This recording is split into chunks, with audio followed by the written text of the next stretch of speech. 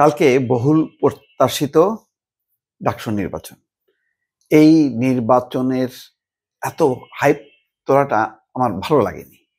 যাই হোক, বিশ্ববিদ্যালয়ের ভিসি বলছেন যে জয় পরাজয় সবাইকে মেনে নেওয়ার মানসিকতা দেখাতে হবে। ঢাকা বিশ্ববিদ্যালয়ের ভিসি অভিভাবক সুলভ তিনি বক্তব্য দিয়েছেন, ভালো লেগেছে। সেনাবাহিনীর প্রত্যাশা যে ডাকসু নির্বাচনের মাধ্যমে সুষ্ঠু পরিবেশের ভোটের চর্চা হবে, এটা সেনাবাহিনীর প্রত্যাশা। সেনাবাহিনীকে জড়িয়ে আবার কেউ কেউ লিখেছে যে এখানে হস্তক্ষেপ করছে, সেনাবাহিনী বলছে অবান্তর। আমি বললাম যে এই সমস্ত বই সেনাবাহিনীর কানের মধ্যে দেওয়াই উচিত না, কোনো প্রতিবাদ করাই উচিত না, কারণ এখন যা তা চলতেছে সোশ্যাল মিডিয়াতে।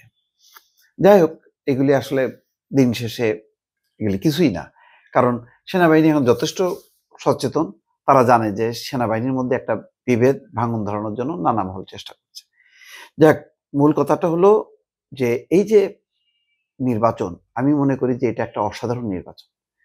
আগে বিভিন্ন ছাত্র সংগঠন ভিত্তিক নির্বাচন হতো, এবার কিন্তু সেটা আর হচ্ছে না।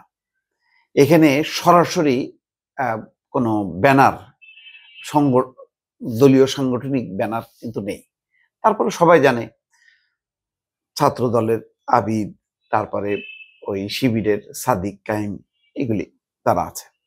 এখন আমি ভাবছিলাম যে এটা নিয়ে আসলে কি বলবো, বলার মধ্যে আমি কিছু খুঁজে পাচ্ছিলাম না।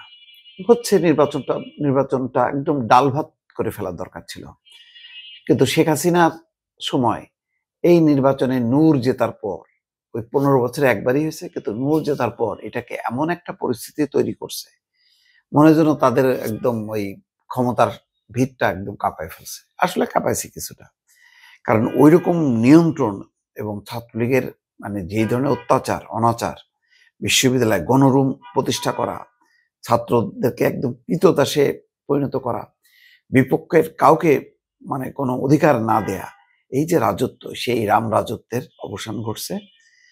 কিন্তু অবসান, আমি সবসময় বলি, অবসান ঘটলেই কিন্তু তার থেকে যদি ভালো চর্চাটা না হয় তাহলে আবার যা তাই হবে। সেই জায়গাটা এখন সবাই বলছে যে গণরুম আর শেষ, কোনো ওই ধরনের আধিপত্য থাকবে না। কিন্তু তারপরেও ঠিক নির্বাচনের শেষ সময় দেখি যে এর ফেসবুক নাই, ওর ফেসবুক নাই, একজন আরেকজনের প্রতি অভিযোগ পাল্টা অভিযোগ করছে।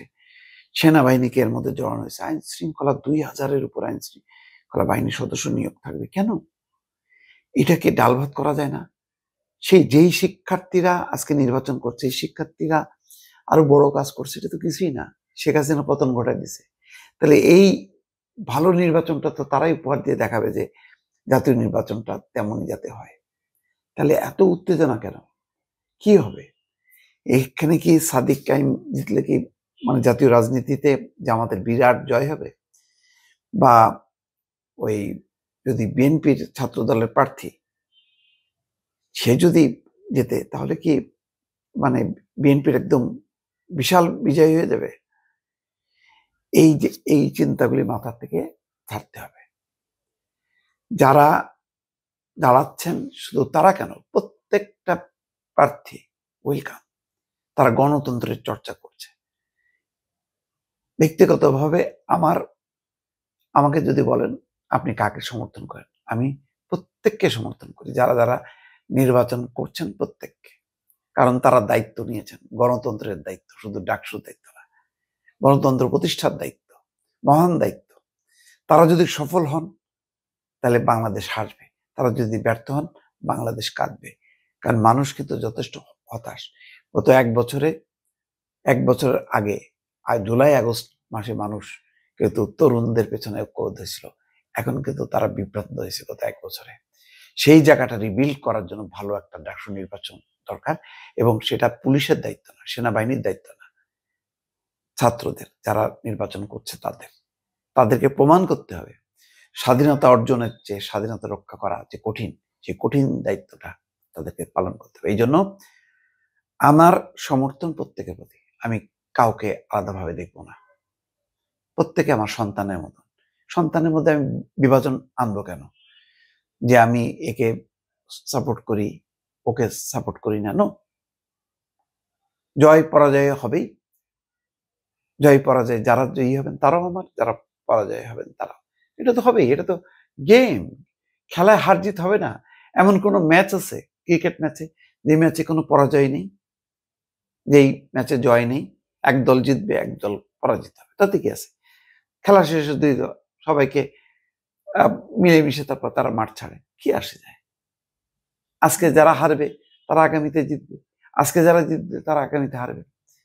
এই চর্চাটা আমাদেরকে করাটা জরুরি। সুতরাং আমি মনে প্রাণে চাইব ভালো একটা নির্বাচনের দায়িত্ব আইন শৃঙ্খলা বাহিনীর না, ওই ছাত্রদের, শিক্ষার্থীদের, যারা বড় ধরনের একটা পরিবর্তন ঘটেছিল গত 5ই আগস্ট।